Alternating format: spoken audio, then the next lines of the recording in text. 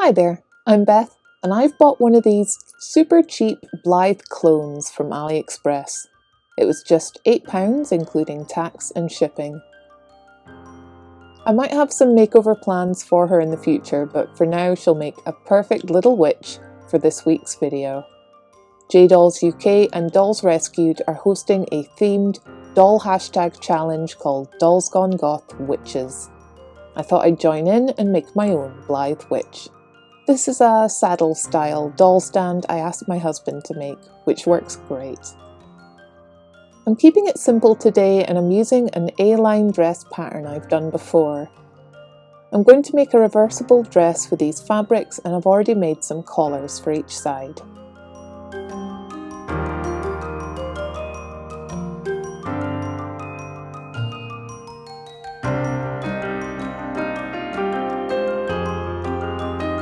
I start by connecting the shoulders of the spider fabric pieces, then line up the purple layer and pin.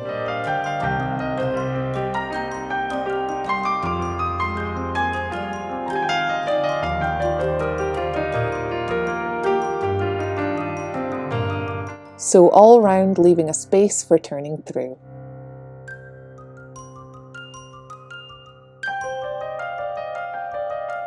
I'll trim the excess seam allowance and snip my curves before turning it.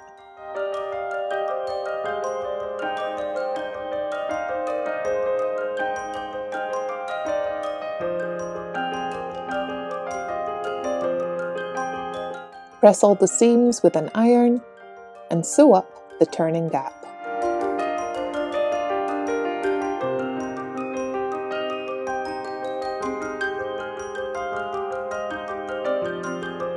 I'm taking inspiration from Shakespeare's Macbeth and changing a quote from the witch's song to suit my Blythe witch.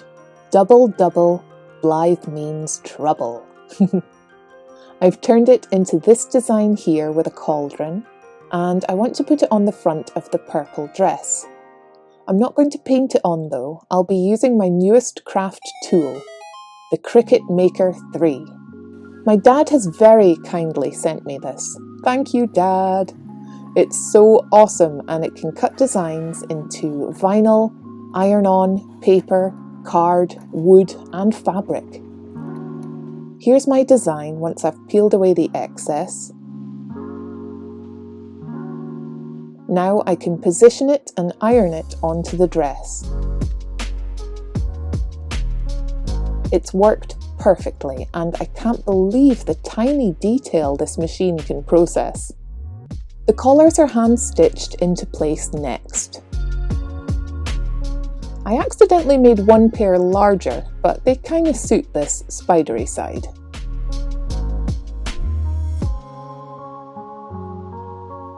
Next I can close up the sides of the dress.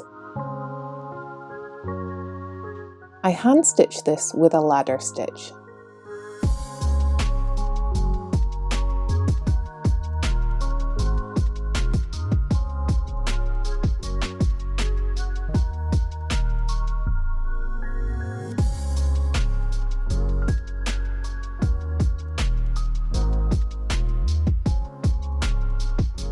I check the fit and then add a couple of snaps to the back.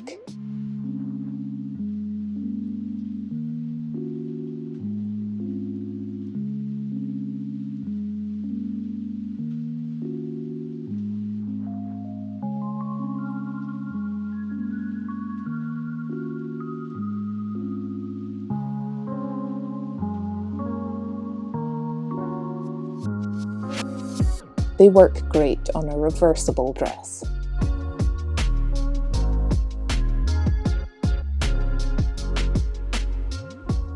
My little witch needs a hat now, and I'm going to crochet one for her. I'm going to make a kind of modern style hat that's shorter and more shapely.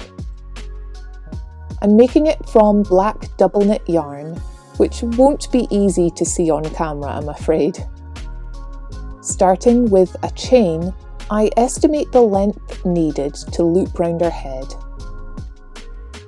I join the ends to make a loop, then work in a few rounds of basic crochet stitches.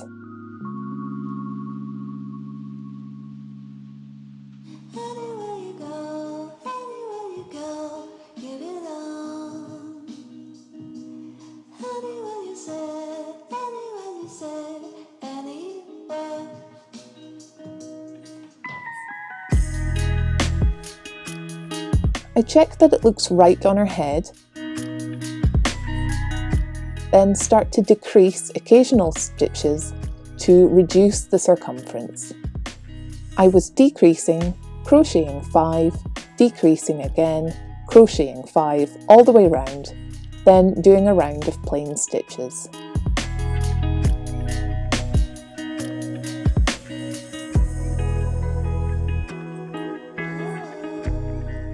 I alternated these rows until the hat was coming in nicely. Then I worked it up to a point. I didn't follow any pattern for this and I didn't write anything down. It was all improvised, which I love about crochet. I find it very forgiving.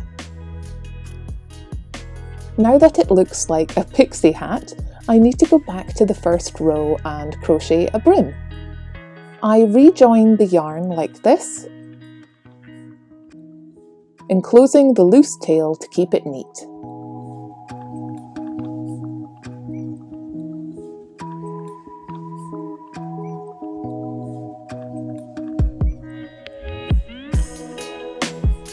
After a round of simple stitches, I start to increase every 5 stitches, just like my decreases earlier.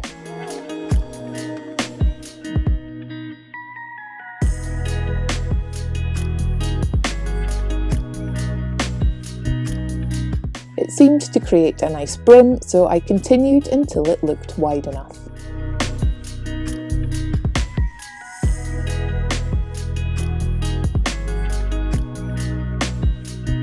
I'm really chuffed with it. I like this style of hat.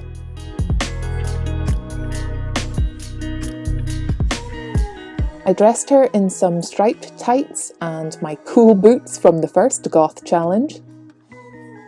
I decided to add some silver star trim to the hat, and with that, she's done. I hope you enjoyed this little outfit and I look forward to seeing everyone else's witches using the hashtag DollsGoneGothWitches. See you again soon. Bye!